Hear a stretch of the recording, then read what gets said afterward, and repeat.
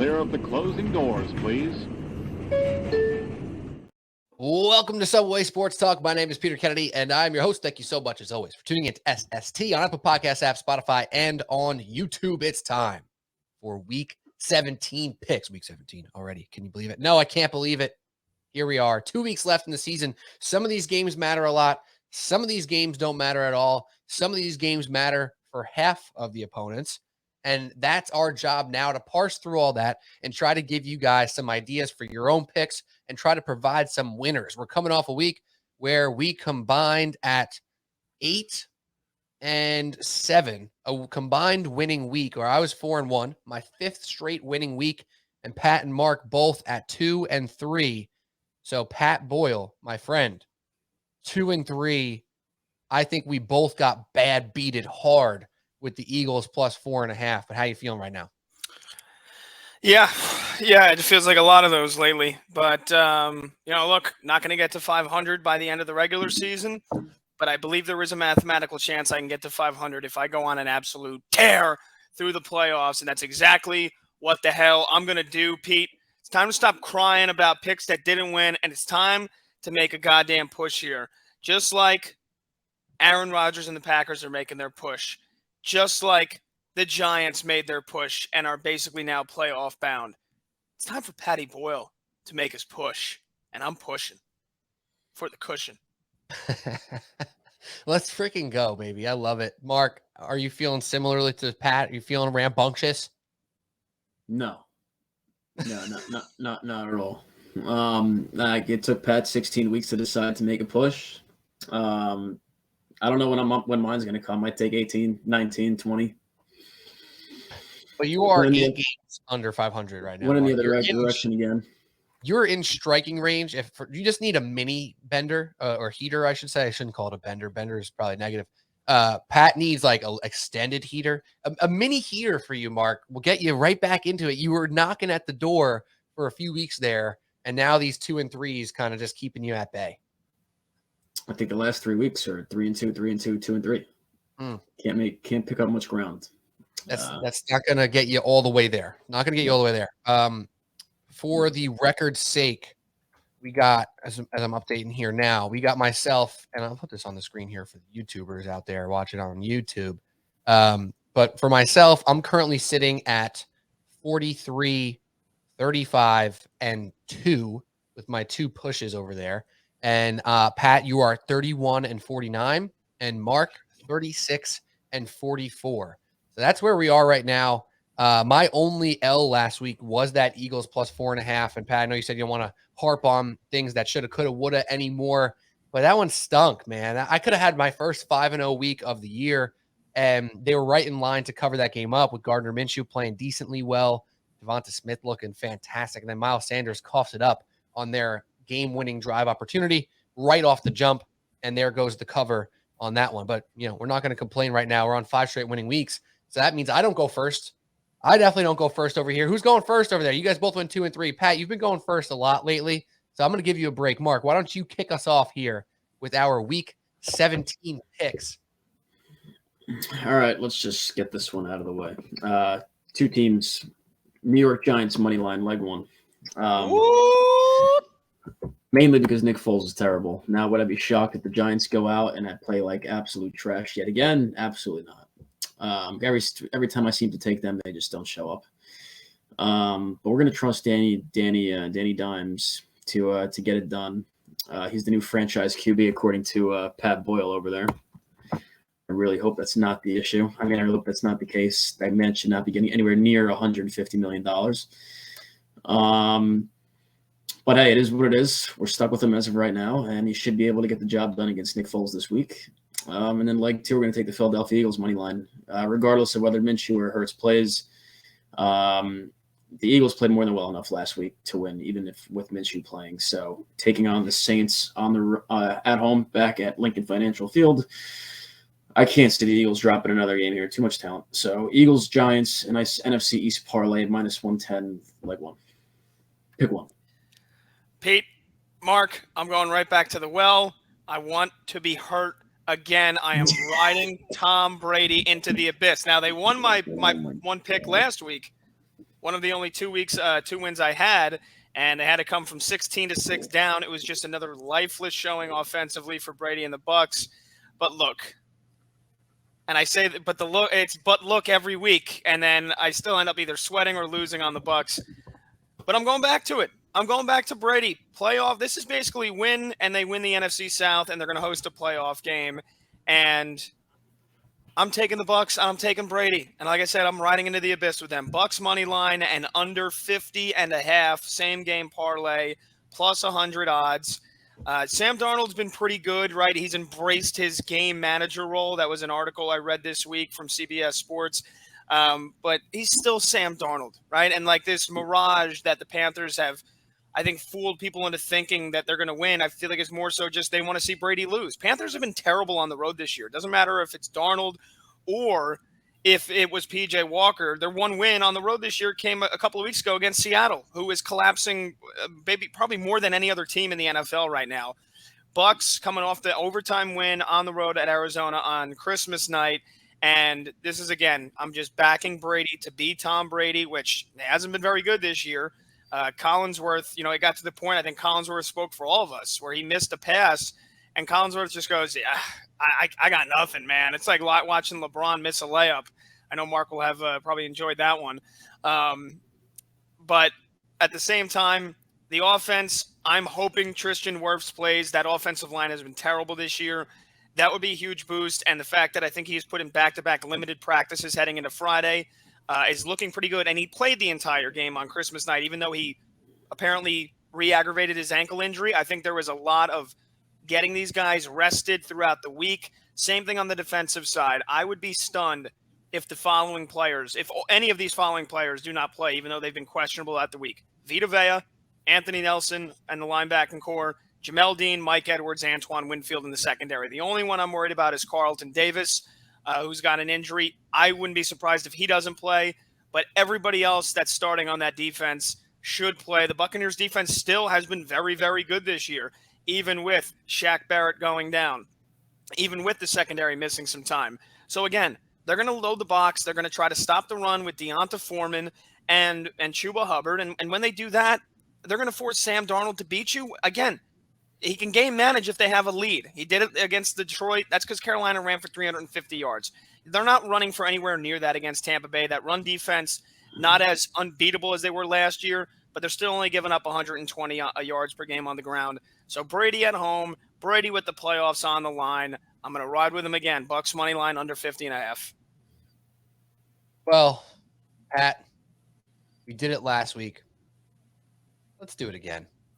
My first pick, the Tampa Bay Buccaneers. I'm going to go right there with you. And if you guys have been following along this year, you know that I've been very prone to betting the Carolina Panthers. I've been teasing them up at a number of spots. I've been getting them involved with a lot of picks to varying levels of success, but mostly good. Mostly good. I've been actually pretty good with the Panthers. I had them in a teaser last week. I had them straight up 2 weeks ago where they lost to the Steelers. That kind of disappointed me. But for the most part, I've been betting the Panthers a lot, especially in the teasers, and to a decent degree of success. To all the points that you made, Pat, it sounds like everybody kind of wants to fade the Buccaneers a little bit right now. People are feeling the Panthers hype a little bit. They're talking about how much they can run the ball here. And then we're going to talk about Sam Darnold still being the quarterback here, and the fact that the Panthers could kind of only win if they get up early, right? For the most part, they can come back on some teams late, but it happened almost against the Falcons, but mostly they have to get up ahead. The Buccaneers have only been winning games from behind. I'm interested almost in for a fun bet, not for one of my actual picks, of Panthers first half, Bucks win the game, right? Like that seems like something that's going to happen here. I could just picture it right now. The Panthers are running the ball. They're up by 10. All of a sudden, now it's the fourth quarter. Tom Brady's coming back, just like he's done for almost half of his wins this year, if not more than that. It's ridiculous, but it's something that's actually taking place. And that being said, with all the thoughts about the Panthers coming in, who I've been kind of rooting for this year, who I'm still kind of rooting for here to make the playoffs, and if I'm wrong with this pick, so be it. But the Tampa Bay Buccaneers are actually showing a lot more cash on their side. So right now at -3, you can get them, and it's a 50-50 split on the tickets, but 65% of the money is coming in on Tom Brady and the Buccaneers. So for all that being said, I'm right there with you, Pat, except I'm going straight on the Buccaneers there at -3. That's my first pick. All right, pick 2. Forgot I was going first this week. Gonna go with the Kansas City Chiefs money line. It's gonna be my only pick. Just kidding. We're gonna pair that with somebody. They're minus like 750, whatever it is. Look, they won 14 in a row or 15 in a row against the Broncos. If all it takes for the Broncos to get started now is Jerry Jeudy and KJ Hamler coming to Russ's defense on Twitter, and they're gonna look like world beaters now, so be it. I can't see it happening. Kansas City should roll in this game. So that's going to be leg 1. Don't need to get too much into that. Denver can't even score. And then leg 2, I'm going to trust the Commanders in a must-win game this week at home against the Browns, who have been eliminated from playoff contention. I'll be honest with you. I thought Deshaun Watson would look a lot better than he has, and he has not yet for whatever reason. And that's basically the main reason driving this. They really don't have much to play for, or they have nothing to play for, and the Commanders are mathematically still holding the 7th seed, I believe, holding off Green Bay, Detroit, and Seattle too as of right now. I think Wentz is also going to get the start this weekend. So you know what, Pete, you said back in the beginning of the year, if there's a pick you hate and you don't, feel good about it and you make it anyway, this is my first one of the year. I've succumbed to it. Because of Carson Wentz. Because of Carson Wentz, who I think is a joke. But I think the Browns are a bigger joke right now because the Commanders are at home. I think they get the W. I like the defense, to be honest with you. So which is a totally fair assessment. But I'm saying, just based off this pick here, you're basically saying I'm just going to borrow the Chiefs here to get the Commanders money line. Like, that's kind of the breakdown on this parlay, right? Exactly right. And just basically blindly backing the Commanders because they still have plenty to play for. They're home, and honestly, I like their defense better, and I think they'll be able to move the ball enough. There you go. All right, Patrick, pick number 2. Another same-game parlay, another divisional matchup with playoff implications.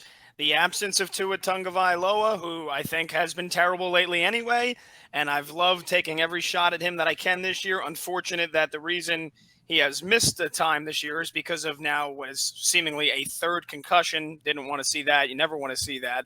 But the offense has been sputtering a little bit in the last 2 out of the 3 last games. The defense has been giving up a ton of points. So season on the line in Foxborough. I know the Patriots have been terrible, and that's why I'm not picking them to win. But I'm going to go same game parlay, Patriots plus 3.5 and under 48.5. -110 odds. Let's start with the under here. I think this under could hit on its own. I think it's at 40 right now, 41. Here's a nice little trend for you. Divisional games this season, the unders 44, 28, and 1. That's 61%. And you want to go a little historical under as well. Late season divisional unders have hit at a 58% since 2003. Now you factor in that you got Teddy Bridgewater under center. You factor in that the Patriots offense has been terrible. And you factor in it could be 20-mile-an-hour winds in New England on Sunday. Not going to be all that cold. I think it's going to be like mid-40s. So that's, it's not going to be freezing. But there's going to be a ton of wind. And I obviously like the under even more. So we'll get it up to 48.5. And then, Teddy Bridgewater, we used to call him Teddy Covers. We might have to find a new nickname for him. He's 1-4 against the spread in his last 5 starts. So he's no longer the Teddy Covers that he used to be. And, again, the couple of games that he played this year, they're all a huge drop-off. So the Patriots are obviously going to play the shell defense. Belichick, the thing he does better than any other coach is take away your big weapons. So he'll probably take away one. It's kind of tough to take away both Tyreek Hill and Jalen Waddle. They will take away one of them. And then, again, you got Teddy Bridgewater under center.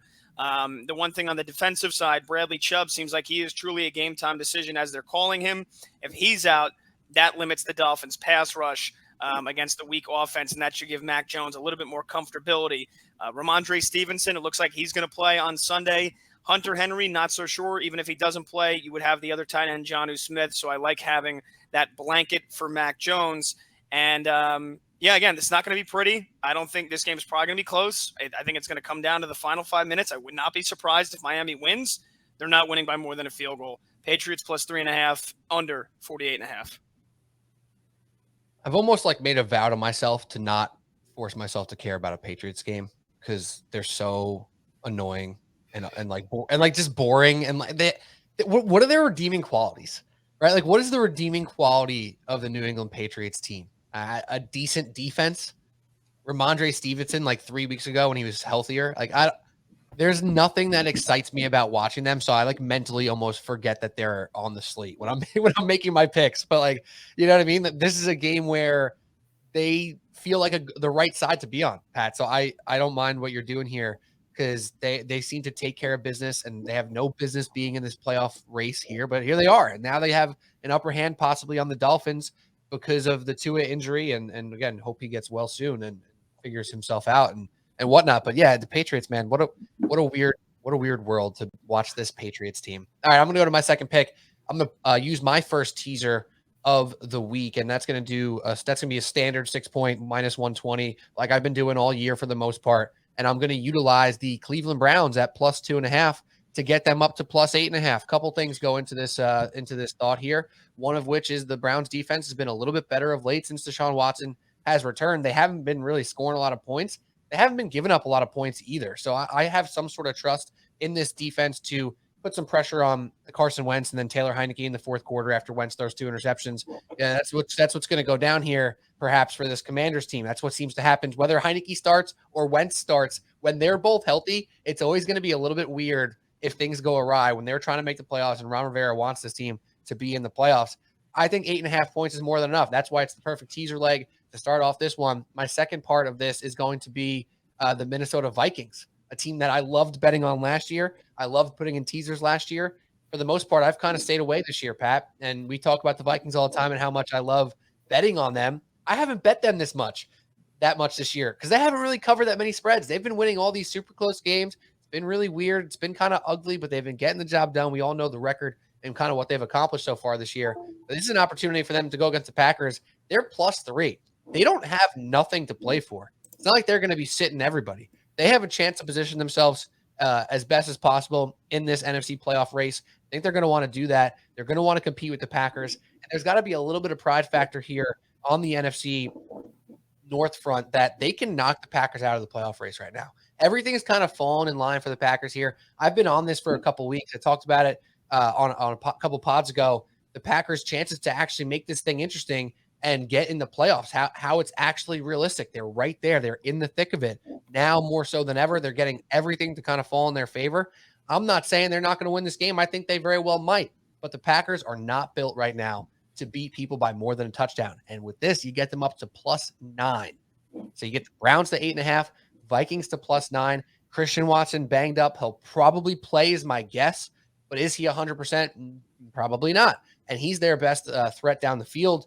Aaron Jones and A.J. Dillon, you know, it's weird. They're so talented. We love them. It doesn't seem like they're getting going very much. And the way to beat this team anyway, to beat the Vikings, is through the air. I think this game is absolutely close. The Vikings have as good a chance as the Packers to win it. The Packers have a great chance to win it, keep their playoff hopes alive, but there ain't no way the Packers win it by over 9 points. So Cleveland Browns +8.5, Vikings +9, standard -120 teaser.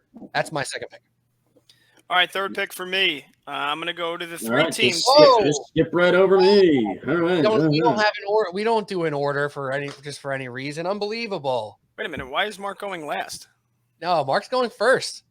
Mark is going first. You know what, Pat? You've been so used to going first over the past 3 weeks. Shut up. It's because I'm chomping at the bit. I want to get this pick. I want to get this pick in. But go ahead, Mark. Go ahead. Anyway, fellas. Broke my train of thought. It's a lengthy one. We're back to one of these picks. Let's just start with the San Francisco 49ers money line against the Las Vegas Raiders and Jarrett Stidham. I don't really think that takes too much analysis to figure out that the 49ers are probably going to win that game by at least 2 touchdowns. And then we're going to go over to the Buffalo Bills game with the Cincinnati Bengals. We're going to boost the Bills to +7.5. Bills, they've been fantastic in the regular season in these big game matchups. They beat Kansas City twice over the last 2 years. I don't know. They just show up in these big regular season matchups. I think they actually might even win the game, but just to be safe, we'll bump them up to +7.5. And then we're just going to pair that with Joe Burrow and Josh Allen to throw at least 1 touchdown each. So 1 passing touchdown through the air for both quarterbacks. Bills plus 7.5.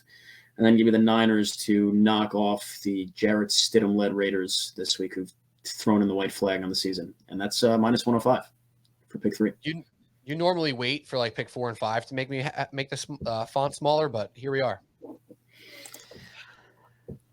All right. Christmas came early this week, Pete. Not the only thing that came early. Hey, all right, third pick for me.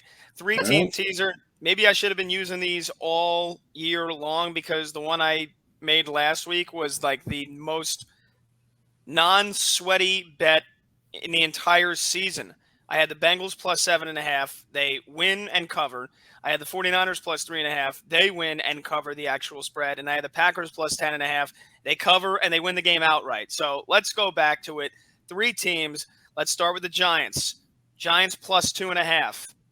Why am I not taking a money line? I don't know, because it would have been like plus 105. So I'll take an extra 2.5 point cushion. And because, Pete, the Giants don't blow people out. They don't blow teams out. All I've heard on WFAN all week is the Giants, they need to blow them out. They don't blow teams out, but they need to. Okay, so they need to blow them out, but they don't blow anybody out.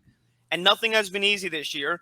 It seems like the Colts roll over and die one week, then they come back and they almost pull off a huge upset the next week. And when they should have pulled off the huge upset against Minnesota, they had the biggest miracle in NFL history. Five weeks ago, they play the Eagles. Probably should have won that game as well, lose by a point. But again, I think the big factor for me, like Mark said, is Nick Foles. He's terrible. The offensive line sucks. And you can see not starting for an entire year certainly played a toll in his decision-making. The Chargers sacked him 7 times. And Chargers pass rush hasn't been that good this year. They're getting Joey Bosa back, which is a huge boost for them. But anyway, Giants, I think they win the game, but I will take the plus 2.5 here. Second leg, Chiefs minus 2.5 against the Broncos for all the reasons Mark said. Denver is dead right now. Hackett is gone. The Chiefs are still playing for a potential number 1 seed in the AFC. So, really, you don't need too much analysis here. And Judy, Kendall Hinton, Cortland Sutton, they're all questionable. I'm sure at least one, if not 2 of them will play. But, they haven't gotten anything going all year. Russ has been an absolute nightmare. We've seen it on a week-to-week basis. And the defense looks like they've totally given up on him and on the season. So Kansas City minus 2.5. And then the final leg, Raiders, not the Raiders, 49ers, money line, which gets us to minus 111 odds. Again, for the reasons Mark said, Jarrett Stidham stinks. Seems like he's like 36 years old. Jarrett Stidham's only in his 4th season. It feels like he's been backing up for like the last 9-10 years. But again, another team that is dead. The team stinks. The defense outside of Max Crosby really has nobody that can get any kind of impact. The secondary's been horrendous. So the 49ers, who are still trying to move into that number 2 seed so that they can have an even more comfortable matchup and get a second home game in the playoffs. They've won 8 in a row. The only really thing that the Raiders have going for them with Stidham under center is the run game, and the 49ers shut down the run game better than any team in the NFL. So once Vegas is not going to be able to run, good luck dropping back with Jarrett Stidham.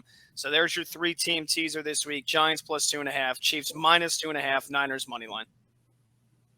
This was a little bit lower down my picks here, but since you guys both included this game in your third pick, might as well bump it up to number 3 for me. 49ers straight up -9 at the Raiders. Going for it. Big spread. Don't care. If you guys remember last week with the Commanders at the 49ers, I said for my 5th pick that I was very close to taking the Commanders +7. It was on the board. I had 2 different opportunities for my 5th pick. I ended up going with a little teaser, and I was happy I did because the teaser worked out well with the Bills and the Giants. I was glad. Watching that game reminded me why I was so hesitant to do it anyway. It was going to be a hold-your-nose game with the Commanders +7 last week at the 49ers. Guess what? The Niners won by 17, and that continues the success of the Niners of just blowing people away. They won by 17. They won by 8. They won by 28. They won by 16. They won by 13. They won by 28. It's what they do. The Niners defense is suffocating people. They're blowing people out. Why would they not do it against Stidham and the Raiders? And I got to be honest, part of this is because screw Josh McDaniels, man. The way he handled the Derek Carr thing, I did not appreciate. acting like Derek Carr's been the lone problem of this team when 2 of his 3 best weapons have been out for half the season, when his own coach gets scared on third downs and doesn't want to go for it and doesn't push it. You think all these leads that the Raiders have blown this year are just on Derek Carr? Look in the mirror, buddy. It's on you, bro. Josh McDaniels, you are not a part of the solution right now. And if you think Jarrett Stidham's part of the solution, you're mistaken. Now, granted, you might just be trying to punt on this season and get to the offseason. You're not going to get fired yet because your owner doesn't have the money to pay 2 coaches that aren't coaching the damn team. This team probably loves Derek Carr, even if they know his limitations. He's a good quarterback. He'll have suitors in the offseason. They've had all these leads. There's a universe where this team has 3 more wins, 4 more wins, count it up. They've been bad. It ain't all because Derek Carr, even though he struggled mightily in the fourth quarter. That's just because of him? Nah, it's because McDaniels. 49ers defense going to mess them up again. It's what they do. They bang people around. They beat people up. They're going to do it. Purdy's not going to make the mistakes.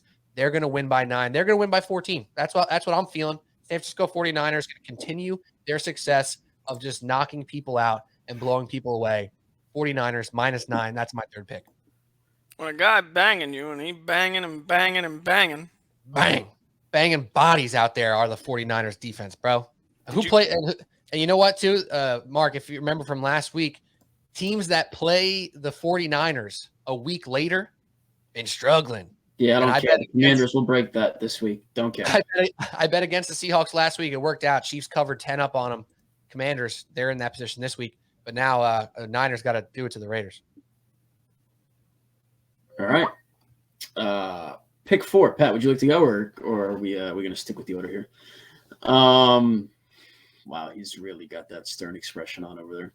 Maybe it's the sun. Anyway, pick 4. We're going to bump up the Pittsburgh Steelers to +6.5 on the road at Baltimore this week. These two teams always seem to play 3-point games, I feel like. We're going to bump it up to 6.5 because, well, I don't believe Lamar is playing again. He still has been spotted at practice.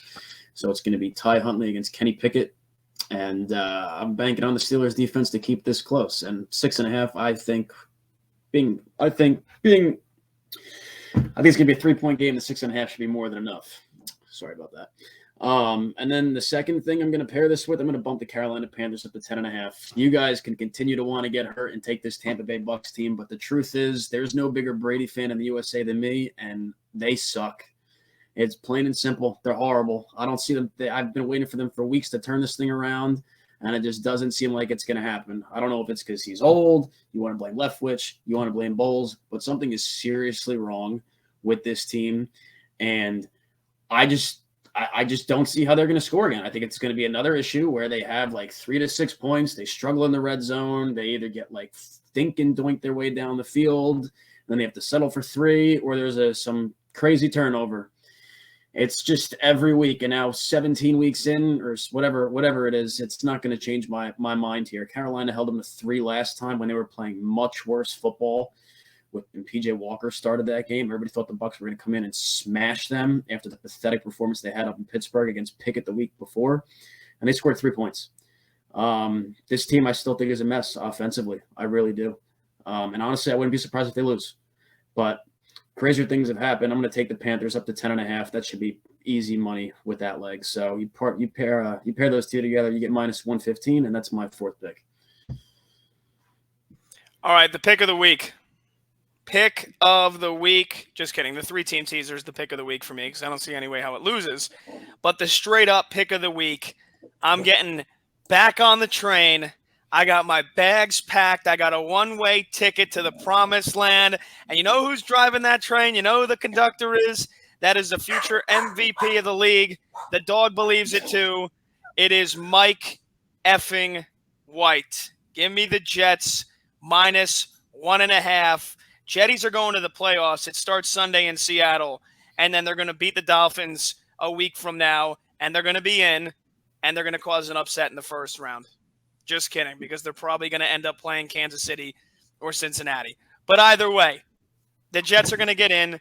They've got the rookies of the year on both sides of the ball. Sauce Gardner, give him the award now. Garrett Wilson maybe wouldn't have won it if Kenneth Walker didn't get hurt, but he continues to amaze week after week after week. The Jets with Mike White under center versus anybody else, they are a totally different team. and I will keep beating that drum until I am proven wrong. Mike White in those 3 starts threw for nearly 1,000 yards. The offense operates at an entirely different level with him under center. And the defense, I hear a lot of people liking to trying to take away credit from this defense the last couple of weeks. When you got Zach Wilson under center and the opposing team starts almost every possession near midfield, yeah, going to be tough for you to stop teams from putting up points. And that being said, the Jets only gave up 19 to Jacksonville, who's been red hot. They only gave up 20 to Detroit, who was red hot coming into that game. They only gave up 20 to Buffalo. The defense has been a top 5 unit all year.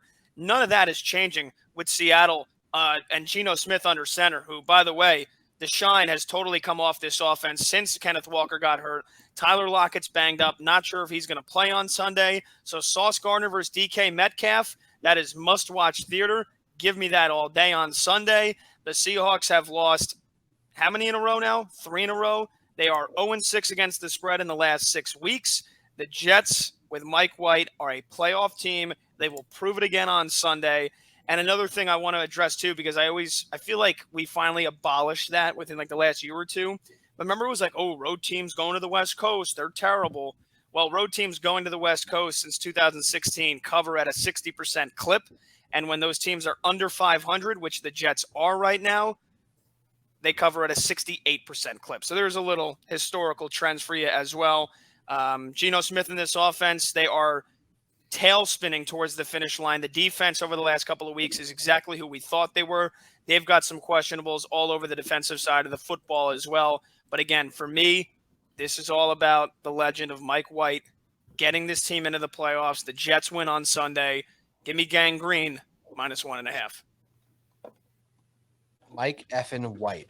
You know what? I feel you, Pat, and I think the side you're on, if I had to pick a straight up side, I would go there as well, just because I do think they're going to win this game. But the odds that I feel best about in this game, because they're begging for it, is to put this Seahawks team in a teaser. Because, yes, they haven't exactly been winning games lately, but other than their 14-point loss to the Chiefs, they lost by 8 to the 49ers. They lost by 6 to the Seahawks. They beat the Rams. They lost by 6 to the Raiders. They lost by 5 to the Buccaneers. They beat the Cardinals by 10, the Giants by 14, the Chargers, right? Like, that's a while ago now, but those were wins. And then when they lose, they've been losing in single digits. They've been losing close games other than the Chiefs.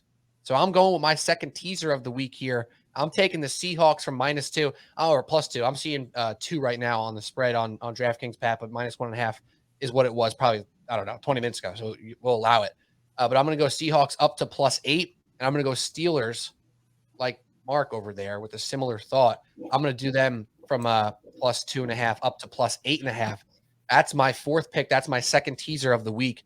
And this is one of those things where I think we got close games on the horizon here. I just went through the Seahawks schedule and what they've been doing to keep things close. Even though Mike White keeps this offense on schedule, I don't think he's a slam dunk. I don't think he's a stud quarterback. I don't align with Mark's crazy take that he sucks. He does not suck. He's a decent quarterback. He's not the future, in my opinion. He might be the future next year, but that's not going to be their end game. Mike White is not the Jets' end game, and I think they're kind of showing us that.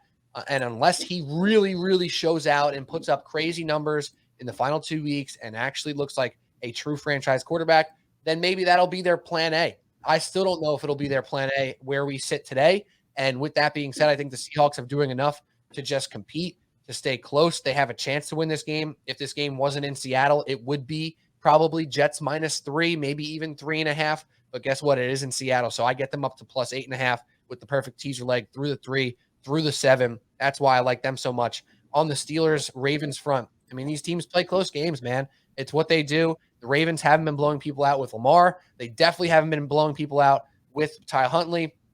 So that's a part of their problem as well. You know, these teams just played a couple weeks ago. Ravens won by 2. Steelers beat the Raiders last week by 3. Defense played really well. Steelers beat the Panthers a couple weeks ago. Steelers beat the Falcons a couple weeks ago. They're playing close games. Even when they played the Bengals 5-6 weeks ago, they lost by just a touchdown. They put up 30 points, right? So the Steelers team is competing at a level that is very respectable. And against this offense that we have no clue really what to expect other than a lack of explosivity from the Ravens. That's the only thing that we can count on with the Ravens. Are they going to run the ball really well and be consistent? Possibly. They might. Gus Edwards and J.K. Dobbins could have great games. It's probably unlikely against the Steelers, and this is probably going to be a lower scoring game as we expect from Ravens Steelers. The Ravens defense has been playing very well, one of the more surprising units in the second half of the season, but it's not going to be enough for them to beat the Steelers by over 8 points. They're not built to blow people away with that pathetic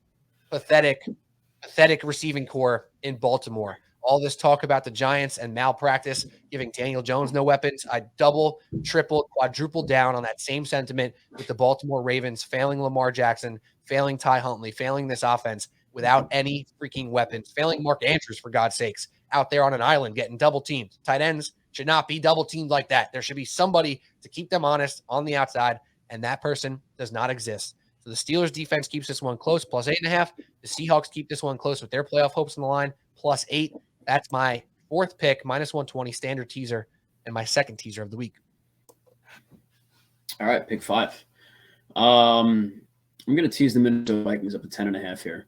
A little surprised that they're underdogs in this game, to be honest with you. I think they've been getting a little bit of no respect from Vegas lately. We've actually seen that the past 3 weeks. They were just 3-point favorites against the Colts, 4-point favorites against the Giants, and just 3-point favorites against Mike White in that hilarious line from a couple of weeks ago. Yeah, the line you had at minus 9.5, right? And they were up 20-3. Are you still operating as a sportsbook? Yes, we are, because we've taken a ton of Mike White futures MVP bets from people that listen to you, and they're all going bankrupt. So Minnesota Vikings up to 10.5 for leg 1. Well, how would he be an MVP? What kind of odds are you giving out? Because he's only started 3 games. Plus $1 billion. I'll put $2 on that. You can have $2. We got all the fighting Boilermakers that listen to you throwing like 10 cents on these props, and they're all going bankrupt. Anyway, back to pick 5 here. Minnesota Vikings plus 10.5, just because they just play close games every week, it seems like. Even when they get down 33-0, they find a way to make it a 3-point game. Even if they do lose, I know Green Bay's season is on the line for this, but the Vikings win these games because they are a good team. Even though they're close games every week, good teams find ways to win games like this. And even if they don't, plus 10.5, again, I think it should be more than enough points. Been using that logic quite enough lately, boosting teams way over where I think they're going to cover, and it's been working for the most part. So Vikings plus 10.5, and then we're going to pair that with Justin Jefferson over 79.5 yards in this game. Current props at around 95.5. Jair Alexander did a lot of shit talking earlier this week, saying his 11 catch for 184-yard performance was a fluke in week 1, and that they really don't need to change much from what they did. Honestly, I think Jefferson blows past 100 again in this one, just because these things never go well when opposing cornerbacks call out players like this. But 80 yards should be a pretty solid bet here. Justin Jefferson gets 60 yards on the first drive of the game. So we're going to go Vikings plus 10.5, Jefferson over 79.5 yards, minus 105 for pick 5. Jair Alexander's been on a heater, though, lately, man, and especially with his play and in his post-game press conferences. He's no A.J. Terrell, Pat. Yeah, I think you're looking for – isn't it A.J. Terrell? Yeah, whatever. Terrell. Last year was Terrell Island, dude. He was one of the best corners in the league. The fact that you are comparing that to Revis Island is an absolute joke in and of itself, but go ahead. One of your first offenses was Jalen Ramsey. What happened to him this year? Super Bowl hangover. Yeah, for 18 weeks. Let me tell you, the sportsbook took a lot of Jalen Ramsey Defensive Player of the Year futures as well, and that's another reason why we will be fully operational for next season as well. Those are the only 2 props they offered? Mike White MVP and Jalen Ramsey Defensive Player of the Year? Only 2. The only 2. All right, 5th pick. I'm on the opposite side of Mark and Pete. Did you take this game, Vikings-Packers? What did you have? I had the Vikings in a tease.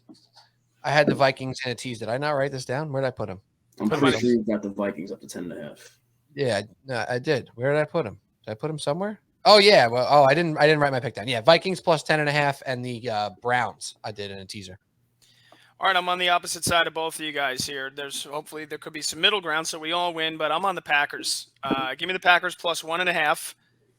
And why am I taking them plus 1.5 versus the money line? Well, money line, I think it would have been like plus 102 on the parlay. And plus, I honestly would not be stunned in the slightest if the Vikings win another 1-point game. That being said, I think the Packers win this, but I will take the extra 1.5 points. Packers plus 1.5.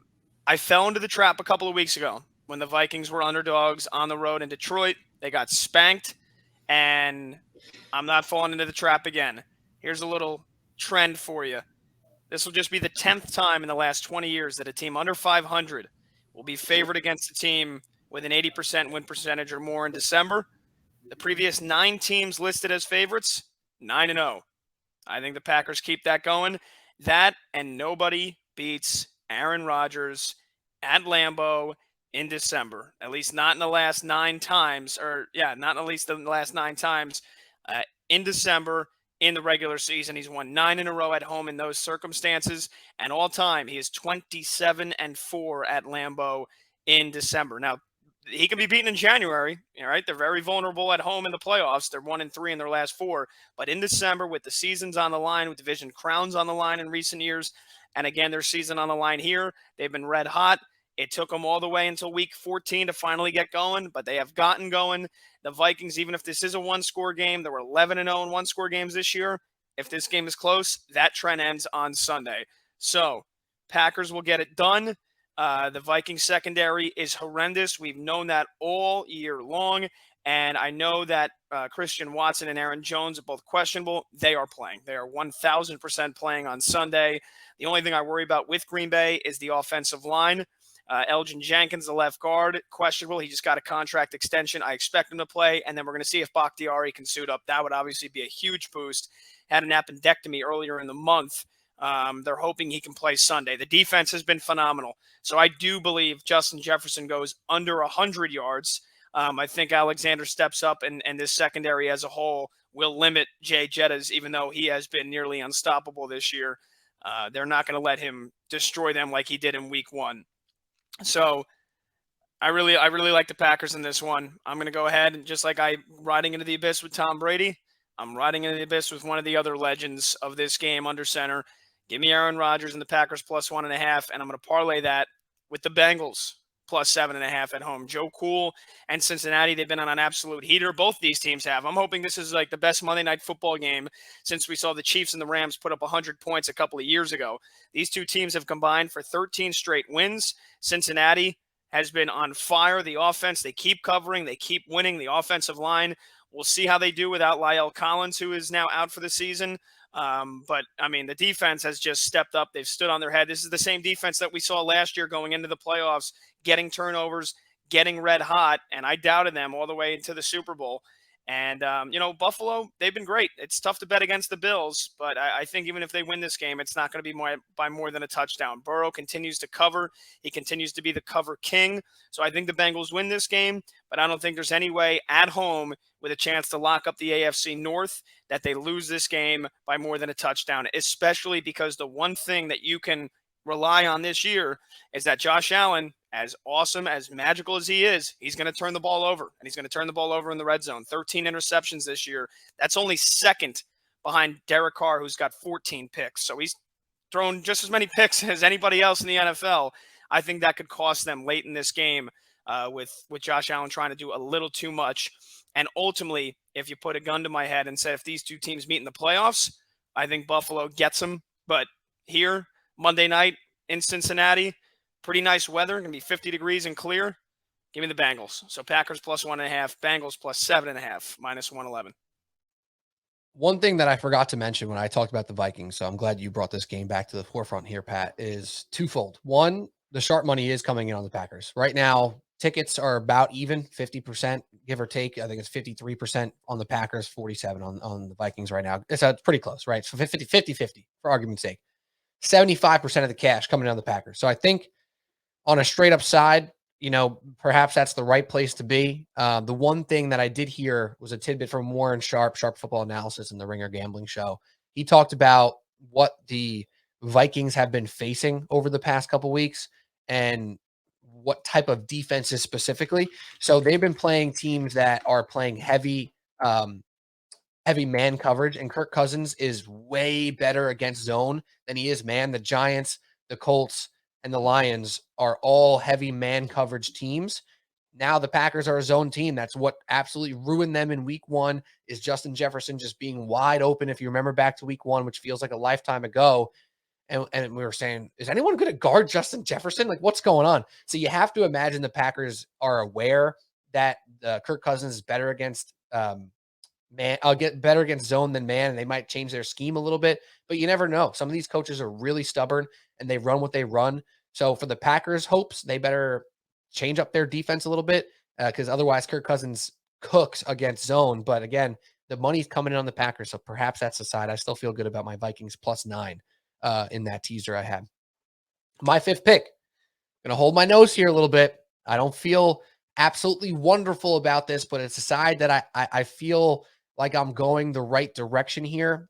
Going with the Chicago Bears +6 at the Detroit Lions. I know the Lions offense has been, this and that over the past X amount of weeks. They have hit a little bit of a lull. Actually, the Lions haven't been exactly taking care of business lately. They got embarrassed by the Panthers last week as the Panthers ran all over them. They just snuck by the Jets 2 weeks ago in that game on Sunday, which I was actually at.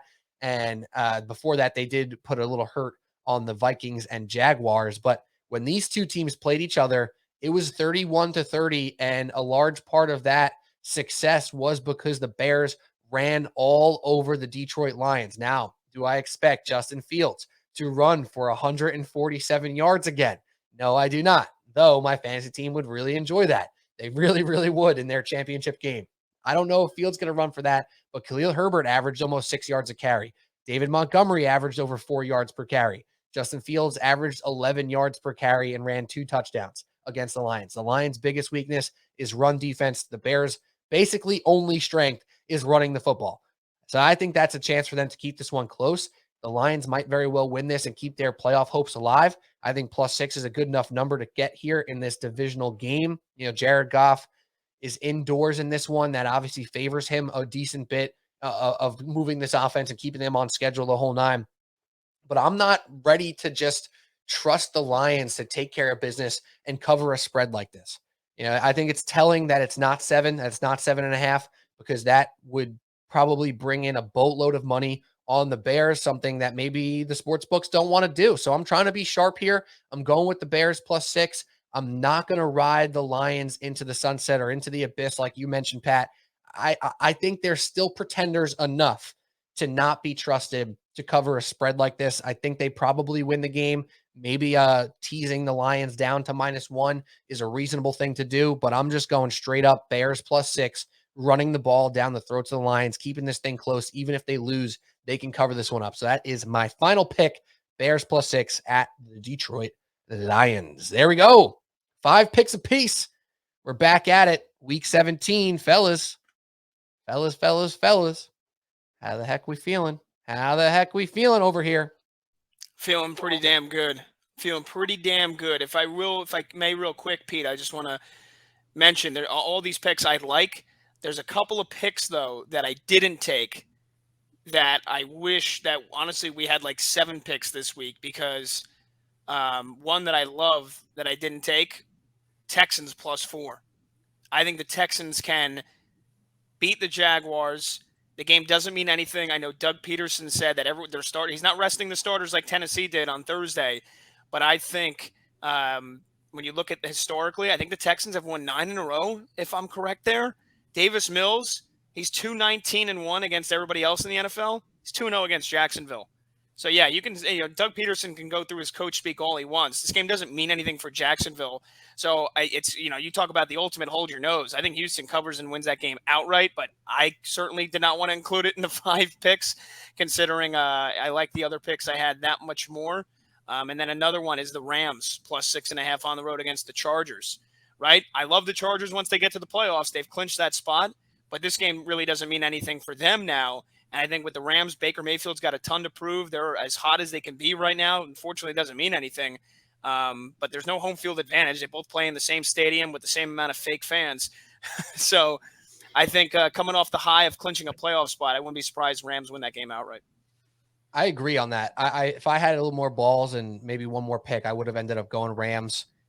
in that game there. The spread is 6.5 currently. I'm seeing on DraftKings. That's a good number. Rams been playing better. They're running the ball well. The weird thing is that the Chargers defense has been money for the past like 4 or 5 weeks, which is something that we didn't really expect, especially with Joey Bosa out. They're doing a good job. Cam Akers looking good. Rams moving the ball. We'll see. I kind of agree with you on that one, Pat. And how weird of a situation to have the Titans and Jaguars have these Week 17 games mean absolutely nothing. Like, they could have both lose. They can one win, one lose. Doesn't matter. It all comes down to them facing each other in the following week. And with the Titans and their quarterback situation right now, Dobbs looked fine on Thursday night against the Cowboys, but, are we trusting the Titans? I haven't trusted them in 6 weeks personally. I've been trusting the Jaguars here and there. I don't trust them this week to cover that. The Texans have been playing these stupid close games. Even if the Jaguars win, could be close. I like your thoughts there in general, Pat. I do. I like those thoughts there. I look forward to Jaguars Titans Week 18. Going to try to find a way to probably back the Jaguars there, just because I've been kind of pulling for them all year. I have a future on them winning division. Maybe I'll just hang tight since I have that future. It's kind of like a pre-placed plus 225 money line pick next week, which is nice. But yeah, that's such a weird situation, and we'll see what kind of gusto the Jaguars come out with on Sunday. Mark, how about you? What do you want to add? Anything? Pete, I'd take the under on Mike White's passing TDs, but neither DraftKings nor the other book that is associated with this have a line for it. I wonder why. That's because player props don't usually come out until Saturday. Nope, they're out for pretty much every other game, and there's a line for Geno Smith, but there's not one for Mike White. Really? How about that? That's interesting. I'm surprised it's not out. You think there'd be a lot of action on that because Mike White's such a talking point. Well, look, I don't know what Pat's fan base is going to bet on this weekend if they don't put a lineup for it. So, well, what's his yards? Because I'll take the over no matter what it is. 250.5. Oh, easily. I'm hammering that. When he breaks his fingernail on the first drive, let me know how that goes for you. He broke his ribs and played through that, so I don't think a broken fingernail is going to stop him. That's a foul, Mark. That's a foul. This man's What, tough. He hurt his forearm last year, and he was out for like 3 weeks.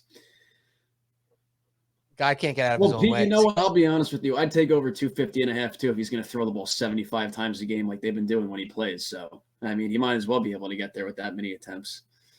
You know what? He may just.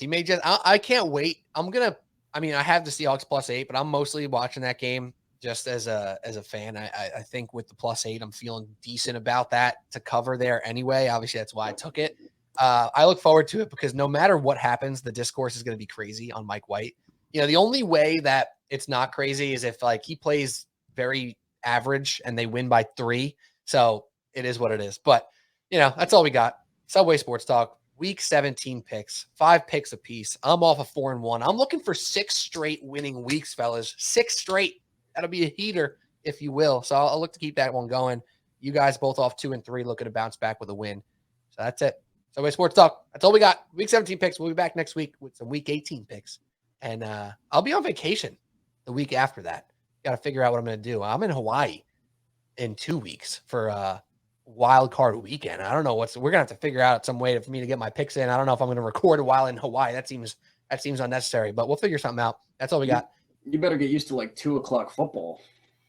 Yeah, I don't know. There's a couple bars 10 here. Football. I mean, Hotel.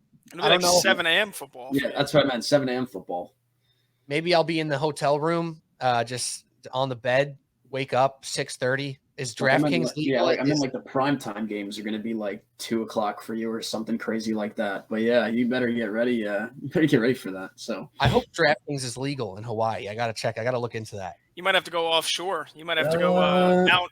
You might have to go Oahu offshore book. I'll get takeout to the volcano if I'm not paying up by the time I leave. Who knows? All right, fellas. Thank you as always. Spend time with me. Enjoy your weekend. Enjoy your football, everybody. Good luck on your picks. Hopefully we help you parse out your ideas for your own picks. If not, you take some of our own. That's what we got. Subway Sports Talk, Week 17. For Pat Boyle, for Mark Shenloogian, I'm Pete Kennedy. Cheers. We'll talk to you soon.